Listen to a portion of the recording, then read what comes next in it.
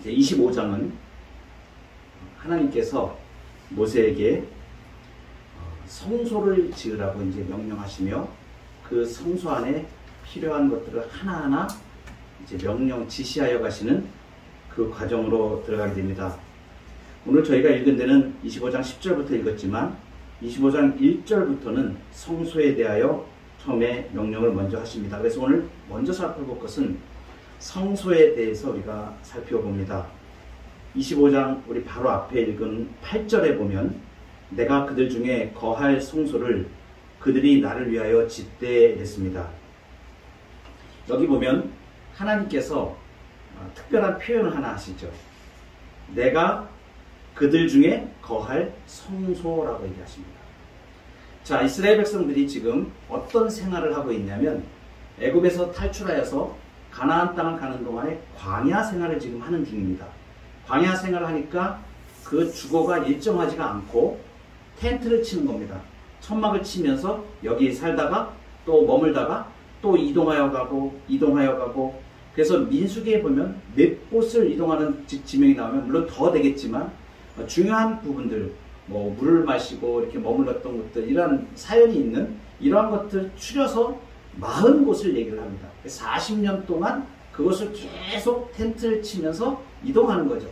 그런데 이동할 때에 구름이 떠올라서 하나님이 신호를 사인을 싹 보내줍니다. 지금 이제 행군하라 라고 표시를 딱 주시고 그러면 그 구름이 떠오르는 것을 보고 이스라엘 백성들이 다 텐트를 걷고 다 걷어서 또 이동을 하고 그 다음에 구름이 딱 멈추면 그곳에 하나님이 머물라고 하시니까 다시 거기다 또 텐트를 치고 그러니까 텐트를 접었다가 폈다 수없이 많은 시간을 그걸 하는 것이죠. 이동을 하는 것입니다. 그런데 그 중에 이제 이스라엘 진영이 이렇게 갖추어서 행군을 해 가는데 거기에 하나님이 거할 성소를 만들으라고 지금 말씀하시는 거예요. 하나님이 거할 성소, 이 성소도 텐트로 만드는 겁니다. 그러니까 하나님이 거하실 성소를 만드는데 이 텐트도 이동형인 것입니다. 한 군데 딱 고정된 것이 아니고 이스라엘 백성들이 다 일어나서 갈 때 이 성막을 먼저 성소를 걷어서 이제 출발을 하게 되고 이렇게 되어놓지는 것이죠. 근데 아주 중요한 말씀을 지금 오늘 25장 8절에 이 한 절에 말씀하시는 거예요. 내가 그들 중에 거할 성소. 지금 누가 거하신다는 겁니까? 하나님께서 거하시겠다는 것입니다. 이스라엘 백성들하고 같이 거하시겠다는 거예요. 내가 너희들하고 같이 살림살이 하겠다 이 말씀이 똑같은 거예요. 내가 너희들과 같이 살겠다. 여러분 이게 성소를 만들으라고 지금 하나님이 말씀하신 가장 중대한 뜻은 무엇이냐면 하나님이 자기 백성을 지금 만나주시는 장소를 말합니다. 하나님이 이스라엘 백성들을 만나시기 위한 시설을 지금 만들으라고 말하는 것입니다. 그런데 그 성소를 만든다 그래서 그 성소 안에 하나님의 본체가 거기에 수용돼 가지고 거기에 갇혀 있는 그런 것이 아니고 하나님께서는 그 장소를 통하여서 계시를 통해서 무엇을 통해서? 말씀하심으로 계시를 통해서 그 백성과 더불어서 교제할 것을 이제 지금 말씀하십니다. 그런데 이 성소는 아주 중대한 의미를 가지고 있는데 구약시대에 지금 이제 출애굽기 25장에서 성소를 만들라 이렇게 말씀하시는데 이 성소 전체가 이 성소와 더불어서 이 안에 들어있는 모든 제도, 이 성소 제도, 이 자체가 무엇을 의미하냐면 오실 예수 그리스도에 대한 모형으로 우리에게 주신 것입니다. 지금 이 자리에서는 이것이 밝혀지지가 않습니다. 지금 모세에게 계시하여 주실 때 성소를 만들 때는 이렇게 만들고 무엇을 만들고 이렇게 쭉 말씀하시는데 이 성소 자체가 지금 무엇을 의미하냐면 장차 오실 예수 그리스도를 예표하는 예표적인 상징적인 그러한 예표로 주어집니다.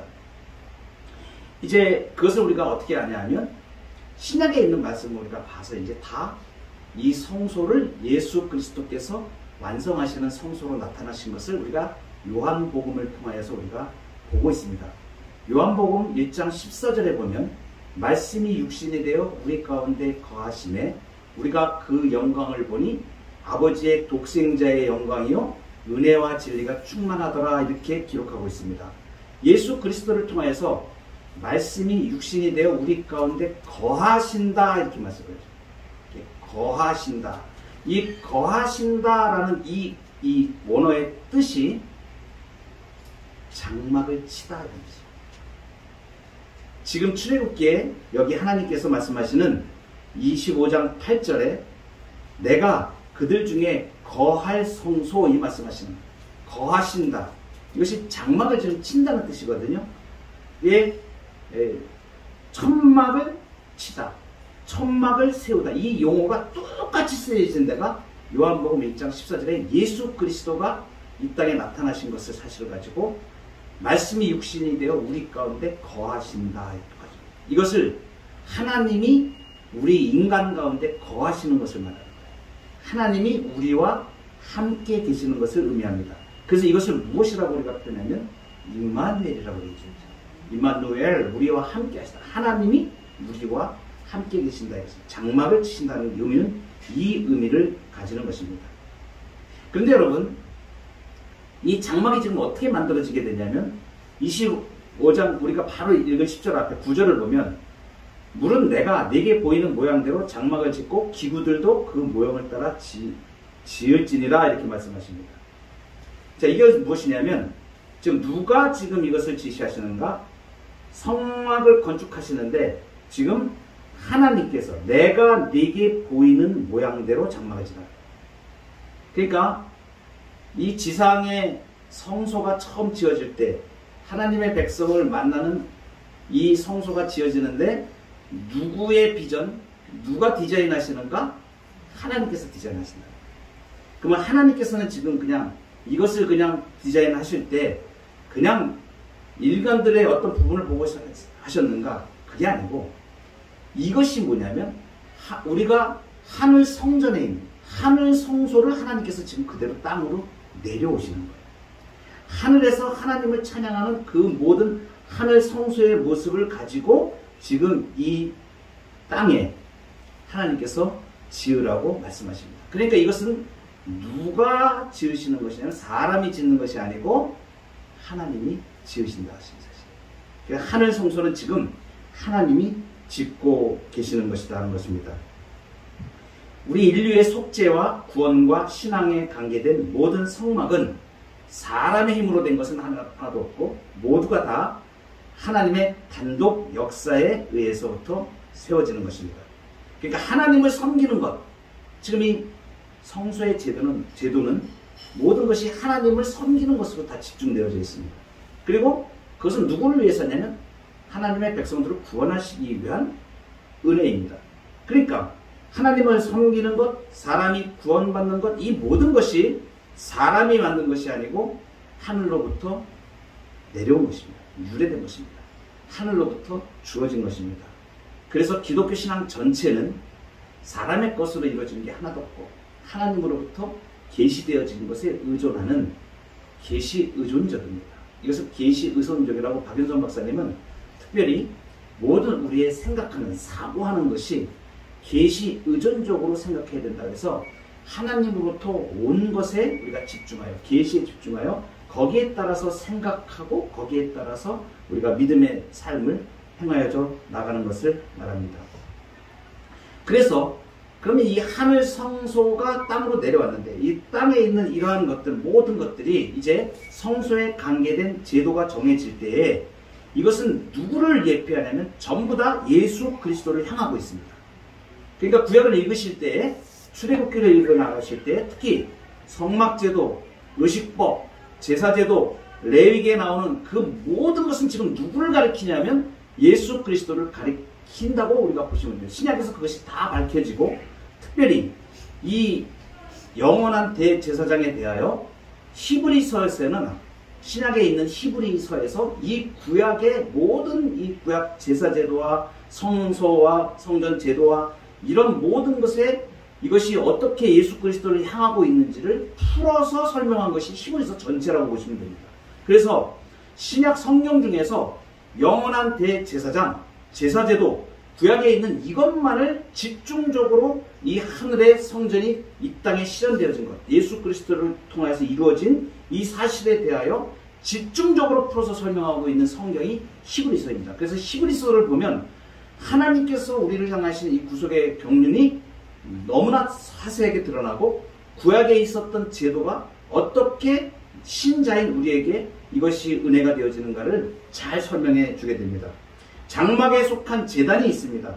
이 제단은 생축, 가축, 양, 소 이걸 잡아서 제사를 바치는 것이죠. 이 생축, 제물로 드려지는 것 이것이 예표하는 예수 그리스도를 예표하는 것이죠. 예수 그리스도께서 제물이 친히 되셔가지고 십자가에 달리신 사건들을 다 예표하고 있습니다. 또 성소에 있는 것 중에 향단이 이제 앞으로 나오게 되는데 향단을 드리는 일 이것은 예수 그리스도의 공로로 하나님께 올라가지는 것을 의미하고 그 다음에 이제 이 쭉 진행되어지면서 지성소와 성소를 구분하여 휘장을 이렇게 지어놓는데 이 휘장이 예수 그리스도를 상징하게 되어집니다. 그래서 휘장을 가르신다 그러죠. 예수 그리스도께서 십자가에 죽으실 때 휘장이 위로부터 아래로까지 쫙 찢어집니다. 뭐냐면 이 휘장은 하나님이 정하신 대제사장 외에는 거기 들어갈 수 없게 만들어 놓으신 거거든요. 예수님께서 죽으실 때 휘장을 완전히 여셨다. 위에서부터 아래로 다 찢으셨다. 휘장이 찢어졌다. 성소에서 지성도로 들어가는 가로막혀져 있는 이것을 예수께서 완전히 다 뚫어 놓으셔서 이제 우리가 그 예수 그리스도를 인하여 하나님 앞에 나아가는 것을 우리가 알 수가 있습니다. 그래서 이 휘장 자체가 예수 그리스도를 상징합니다. 등대가 있는데 등대의 빛도 어린 양 되신 그리스도의 일곱 눈, 그죠? 성령을 말합니다. 그것을 상징하게 됩니다.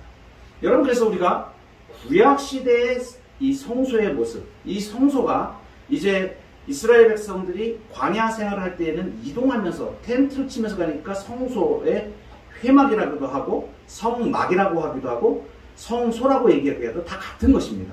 텐트를 의미합니다.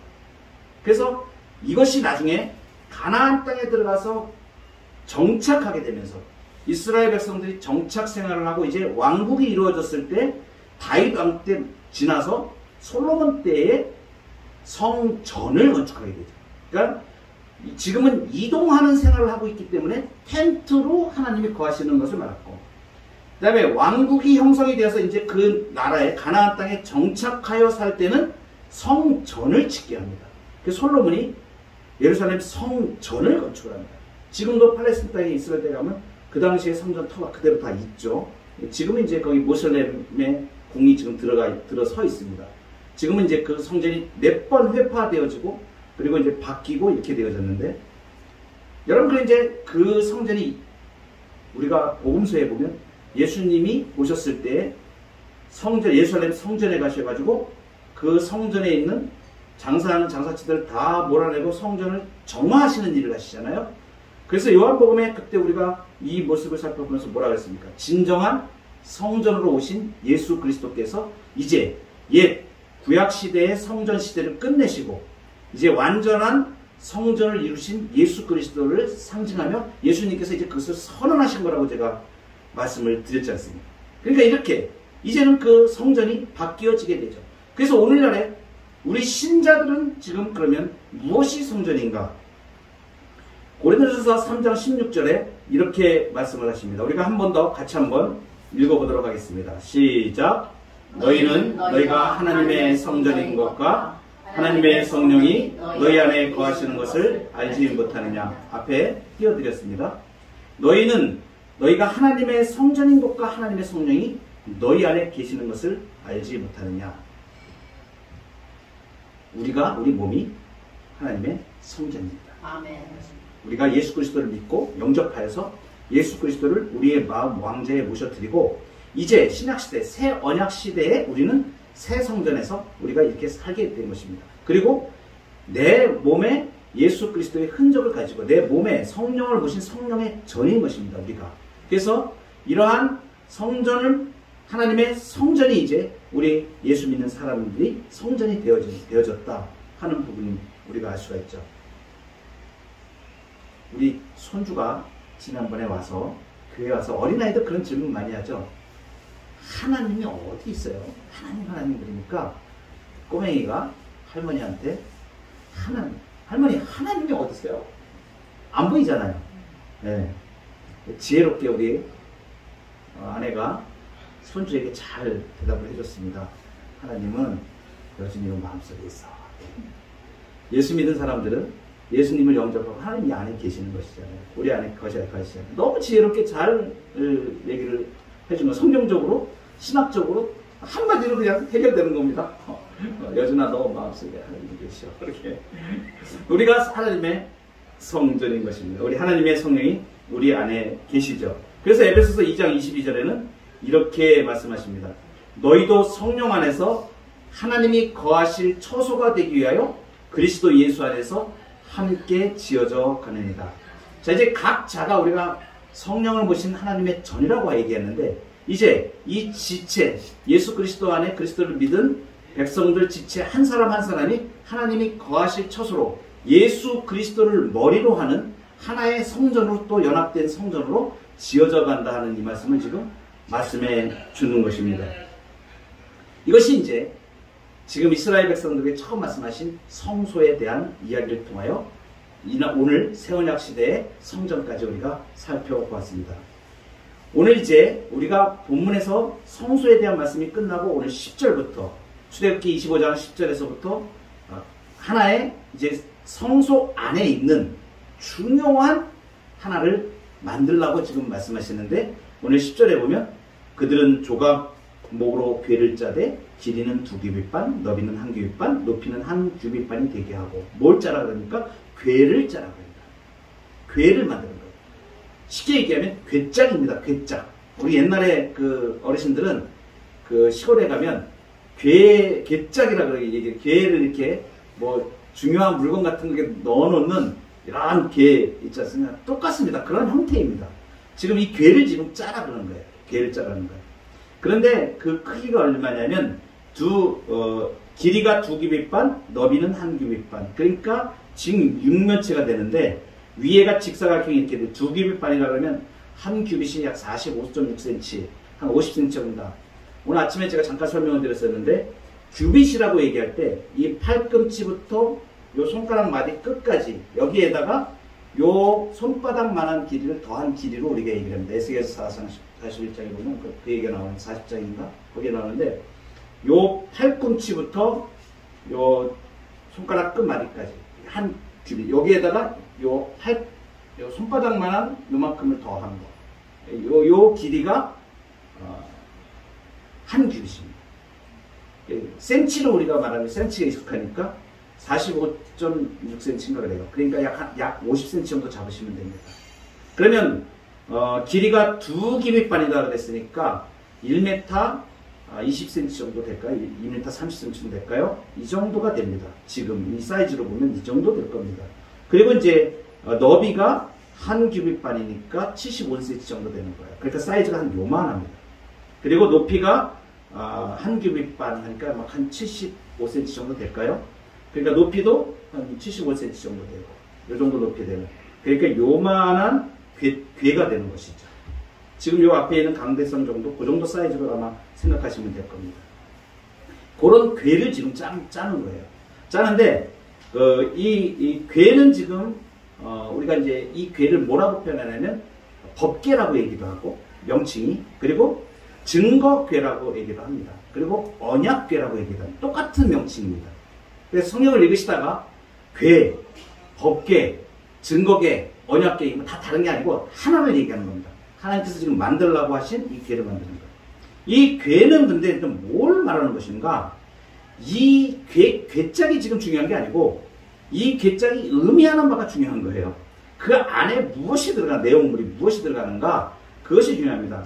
거기에는 세 가지를 집어넣게 되어 있는데, 나중에 이제 쭉 보시면은 하나님께서 이스라엘 백성들이 광야 생활을 할 때 굶지 않고 먹을 수 있도록 만나를 내려주시죠. 아침에 만나를 내려주시는데, 그 만나를 담는 만나 항아리를 그 안에다 집어넣습니다. 하나님께서 이스라엘 백성들의 삶을 주관하신다는 걸 상징하는 것입니다. 그리고 거기에 아론의 쌍난 지팡이를 거기다 집어넣게 됩니다. 하나님께서 지도자를 세우시는 것을 증명하시는 거예요. 그리고 아주 중요한 게 이제 들어가죠. 원래는 이게 제일 중요한 겁니다. 십계명 돌판이 그 안에 들어갑니다. 이것은 무엇을 의미하는가? 십계명 돌판이 무엇을 의미합니까? 십계명 돌판은 말씀입니다. 이 계명인데, 우리가 지금도 그 십계명을 우리가 고백을 하지 않습니까? 근데 이 십계명을 어떤 의미를 가진가? 이 십계명이 이스라엘 백성들에게 이 말씀대로 살아가는 의미 맞습니다. 근데 그보다 더 중요한 의미가 있어요. 그것은 뭐냐면 나는 너희 하나님이 되고 너희는 내 백성이 된다고 하는 계약을 맺은 겁니다. 계약. 그러니까 하나님과 이스라엘 백성들이 계약을 맺은 거예요. 언약을 맺은 거예요. 언약이라고 얘기합니다. 그 언약을 맺었으면 사인해 이렇게 되지 않습니까? 우리 집 사고 팔 때 문서 거기다 사인하지 않습니까? 그러면 하는 사람, 사는 사람 사인해. 여기다 사인 다 합니다. 그죠? 증서를 딱 남겨놓지 않습니까? 바로 그런 의미를 갖는 거예요. 십계명은. 하나님과 이스라엘 백성이 이제 이 말씀대로 살겠습니다. 하나님은 말씀을 주셨고 이 말씀대로 살아서 하나님이 약속하신 그 복을 받아 누릴 수 있게 만들어 주신 그 약속을 자 이스라엘 백성들아 사인해. 봤지? 사인해. 확인해. 이 증서를 삼는 거예요. 이것이 십계명 돌판의 가장 중대한 의미입니다. 그러니까 그것을 이제 법궤 안에 넣어놓게 되어지죠. 여기서 이제 이 조각목으로 만들어가는 겁니다. 조각목. 나무까지 지정을 하세요, 하나님이. 그냥 궤를 만들어 이렇게 뭐고 대충대충 하시는 게 아닙니다. 하나님 정확하세요. 사이즈까지 다 디자인하시고 위 이 정도까지 다 말씀하시고 그렇게 이제 말씀하십니다.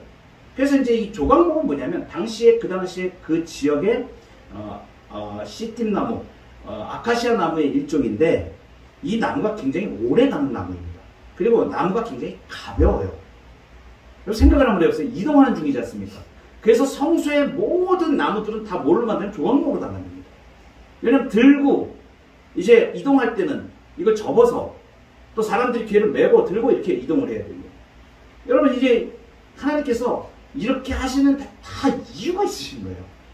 그러니까 하나님이 얼마나 그 지혜가 뛰어나시고 정교하신지. 그런데 여러분 그 하나님의 성소에 필요한 이런 것들도 그냥 어디서 구하기 힘든 거 아주 좋다고 하는 어떤 그런 거 찾아서 하고 이렇게 말씀하신 게 아니고 누구나 다 구할 수 있는 쉽게 구할 수 있는 그러한 것으로 그러나 오래가고 그리고 이동하기가 편리하게 하나님께서 나무도 그렇게 지정을 하시는 이러한 것을 우리가 보게 되어집니다. 그리고 채를 만듭니다. 이 채를 만드는 이 궤에다가 옆에 맨 끝에 밑에다가 고리를 만들어 가지고 조각목으로 채를 이렇게 딱 넣어놓게 만듭니다. 그리고 이 채를 13절에 보면 조각목으로 채를 만들어 금으로 싸고 그리고 15절에 보면 채를 궤의 고리에 깬 대로 그냥 두라고 말씀하셔요. 빼놓지 말고 그냥 꽂아 놓으라는 거예요. 채를 이렇게. 그 왜 그렇습니까?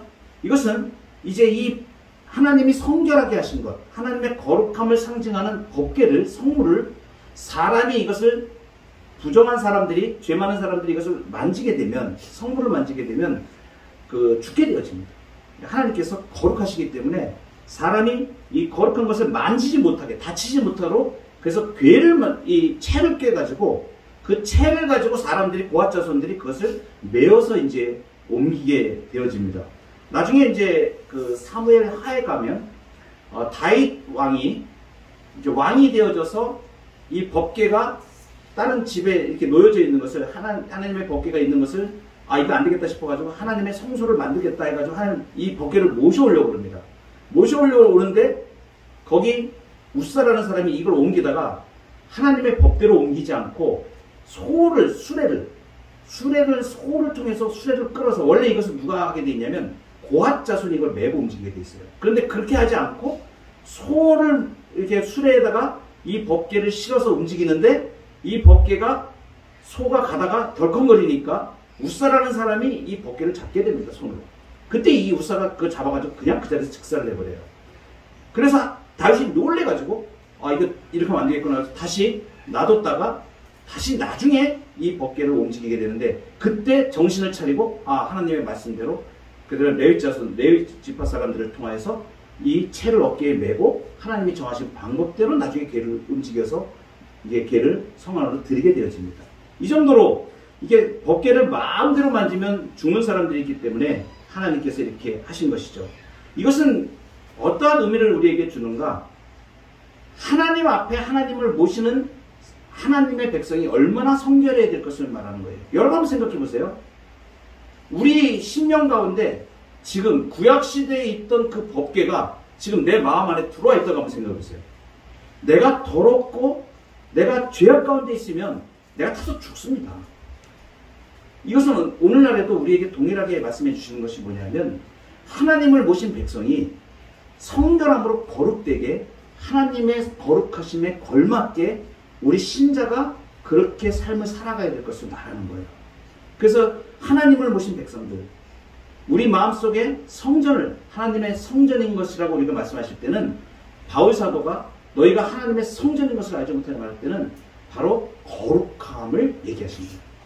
그래서 하나님의 온전하신 것 같이 우리가 온전하여져 가야 된다는 것을 우리에게 성결함으로 가야 된다는 것을 말합니다. 마지막으로 세 번째로 이제 이렇게 궤를 만들고 증거궤를 만들고 그 다음에 제일 중요한 이제 속죄소를 만들 것을 명령을 하십니다. 그래서 17절에 보면 순금으로 속죄소를 만들 때 길이는 2규빗 반, 너비는 1규빗 반이 되게 하고 그랬습니다. 여러분 속죄소는 이 법궤하고 떨어져 있는 것이 아니고 지금 이제 법궤를 만들었지 않습니까? 그러면 이제 길이가 2규빗 반, 너비가 1규빗 반이에요. 그 사이즈 똑같이 그냥 법궤 위에 속죄소를 만드는 겁니다. 붙어서. 그래서 어떻게 만드냐면 양쪽에 천사, 그룹을 만들어요. 그 그룹 둘을. 거기 18절에 보면 금으로 그룹 둘을 속죄소 두 끝에 쳐서 만들되 그랬습니다. 이쪽 끝에 천사 하나, 이쪽 끝에 그룹은 천사를 얘기합니다.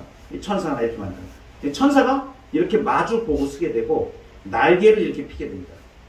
날개. 천사가 날개를 펴요. 거기 보시면 20절에 그룹들은 그 날개를 높이 펴서 그 날개로 속죄소를 덮으며 그 얼굴을 서로 대하여 속죄소를 향하게 하고. 자, 속죄소 이 뜻이 무엇인가? 이 뜻은 이 명칭 자체가 지금 우리가 한글 번역으로 속죄소 이렇게 얘기하는데 이것은 그 원래는 어떤 의미를 가지고 있는가? 히브리어의 원문의 뜻은 그 뜻이 뭐냐면 뚜껑이라는 뜻이에요. 뚜껑. 이 법궤 이렇게 있지 않습니까? 그러니까 법궤를 딱 닫는 뚜껑 역할을 하는 거예요. 뚜껑. 덮다는 뜻입니다. 덮다. 덮는다는 뜻이에요. 근데 이 덮는다는 뜻이 이게 무슨 뜻일까? 이게 무슨 뜻일까? 여러분 이게 어떤 뜻을 가지고 있냐면 사람들의 죄를 피로 대속하여 가지고 그 죄를 덮어준다. 가린다는 뜻을 가지는 거예요. 그러니까 이 속죄소라는 이 자체가 나중에 대제사장들이 짐승의 피를 가지고 와서 이 속죄소 앞에서 뿌립니다. 이게 무엇을 의미하냐면 죄를 속하는 거예요. 죄를 덮어주는 것을 말하는 거예요. 보세요. 지금 이 법궤 안에는 무엇이 들어있습니까? 가장 중요한 하나님의 계명이 들어있어요. 하나님의 말씀이 들어있습니다. 그러니까 하나님이 정하신 율법대로 하면 세상에서 그 율법으로 살아남을 사람이 아무도 없는 거예요. 그 율법에 비춰서 그 죄를 드러내면 그 율법의 정죄함으로 사람을 판가름한다 그러면 하나님 앞에 용서받을 수 있는 사람이 하나도 없는 것입니다. 그런데 하나님께서 어떻게 하신 거냐면 그 죄를 지금 덮은 거예요. 그러니까 그 어미하신 정죄의 율법을 덮어놓으시고 무엇을 의미하시냐면 그 죄를 피값으로 죄를 덮어주시는 의미를 갖는 겁니다. 그러니까 율법을 이렇게 가려놓고 은혜를 베풀어 주시는 걸 말해요. 이 속죄소 자체가. 그러니까 이 속죄소의 의미는 너무나 중요한 것이죠. 죄를 용서하는 처소가 되어지는 것이죠. 그러니까 이 율법의 잣대로 보면 용서받을 수 없는 사람, 받을 수 없는 사람이 심판받을 수밖에 없는 사람이 하나님의 은혜로 죄의 용서함을 받는, 덮어짐을 받는 그러한 것을 나타내 줍니다. 그래서 이것을 뭐라고 표현하면 은혜의 보좌라고 표현해요. 이 속죄소를 은혜의 보좌라고 표현을 합니다. 죄를 살려주시는 것. 그러니까 이것은 무엇을 상징하는가? 절대적으로 예수 그리스도의 십자가의 구속의 은혜를 설명해 줍니다. 대제사장이 되시고 제물이 친히 자기 자신이 피를 흘려서 그 예수 그리스도를 믿는 주의 백성들을 죄를 대속해 주시는, 예수 그리스도의 피로 인간의 죄를, 믿는 자의 죄를 사해 주시는 이 대속, 이 구원의 은총을 말씀해 주시는 것입니다. 이것이 바로 속죄소입니다. 그런데 여기 지금 천사가 둘이 이렇게 한 천사, 두 천사가 이렇게 있고 이렇게 세워지게 되어 있죠. 그래서 이 천사가 이 속죄소를 향하여 지금 이렇게 얼굴을 향하여 이렇게 보면서 속죄소를 보면서 이렇게 앉아 있습니다. 이것은 특별한 의미를 갖는 것인데 이것은 뭐냐면 천사는 항상 누구 앞에 있냐면 하나님 앞에 있습니다. 천사가 지금 이렇게 딱 서서 이렇게 보고 있다는 얘기는 하나님이 지금 여기 임재해 계신다는 거 말하는, 하나님이 지켜보시고 계신다는 것을 말하는 것입니다. 그래서 예수 그리스도의 속죄의 대속의 은혜를 우리에게 말씀을 해주십니다. 그리고 특별히 이 속죄소가 가진 천사의 날개가 의미가 있습니다.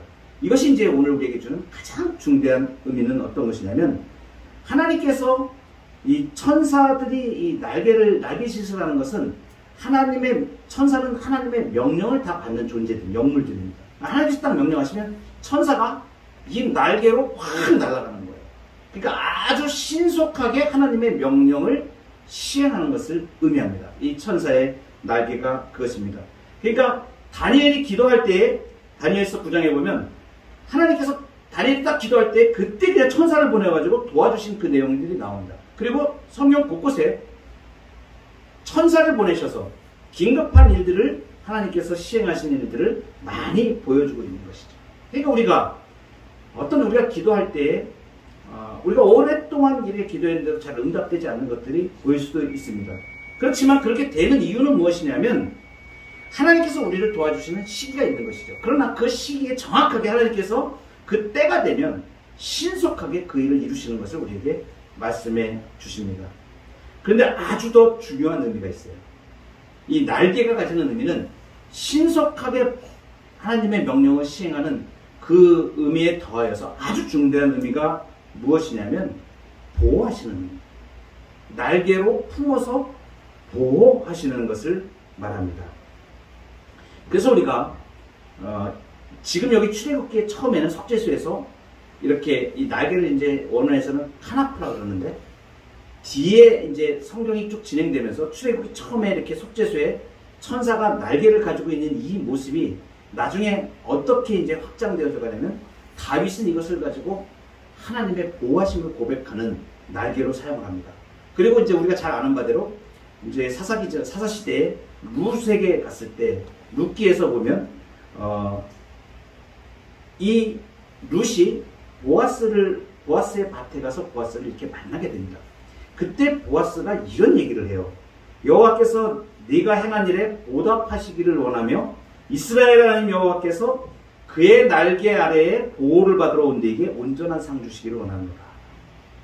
그러니까 이 룻이 모압 여자인데 하나님의 보호를 받으러 지금 왔다는 것을 의미하는 것이에요. 이 날개 아래 이렇게 한 것은 하나님이 이 날개 아래 품어서 보호하시는 것을 말하는 거예요. 이 날개가 지금 하나님의 날개로 이제 확장이 돼. 지금 천사의 날개지 않습니까? 천사의 날개인데 이것은 무엇을 의미하면 하나님께서 날개를 펴서 주의 백성들을 보호하시는 것을 의미하는 것입니다. 그래서 시편에 보면 이렇게 표현하는 시편 9절이 있습니다. 시편 57편 1절에 다윗이 표현한 겁니다. 같이 한번 읽어보도록 하겠습니다. 시작. 하나님이여 내게 은혜를 베푸소서. 내게 은혜를 베푸소서. 내 영혼이 주께로 피하되 주의 날개 그늘 아래에서 이 재앙들이 지나기까지 피하리이다. 내가 영원히 주의 장막에 머물며 내가 주의 날개 아래로 피하리이다. 다윗이 계속 고백하는 게 주의 날개 아래 피한다는 것을 고백합니다. 여러분 보세요. 지금 속죄소를 한번 생각해 보세요.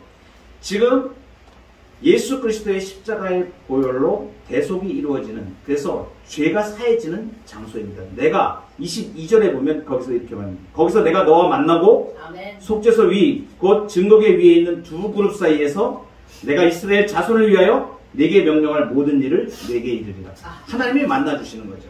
여러분 우리가 하나님을 만나는 것은 예수 그리스도를 통하여 만나는 거죠. 그러니까 예수 그리스도의 십자가를 의지하면 우리는 하나님의 날개 그늘 아래 들어가는 거죠. 하나님의 보호 아래 들어가는 것입니다. 그러니까 예수 그리스도의 십자가를 붙들면, 그 은혜를 붙들면 우리는 우리의 삶의 모든 영역에서 하나님이 보호하시고 전능자의 날개 아래 품어주시는 그 은혜를 잊게 되어집니다. 그래서 재앙들이 다 지나가기까지 내가 그 안에 피하여 있는 것입니다. 내 영혼이 주께로 피하는 것을 말합니다. 오늘 출애굽기 25장 말씀을 통하여서 성소와 그리고 증거계와 아주 중요한 속죄소의 의미를 우리가 보았습니다. 예수 그리스도의 십자가의 보혈에 구원의 은총 가운데 날마다 우리가 적셔져서 그 안에 보호를 받고 하나님의 전능자의 날개 아래 보호받는 저와 여러분 삶이 되기를 주의 이름으로 축복합니다.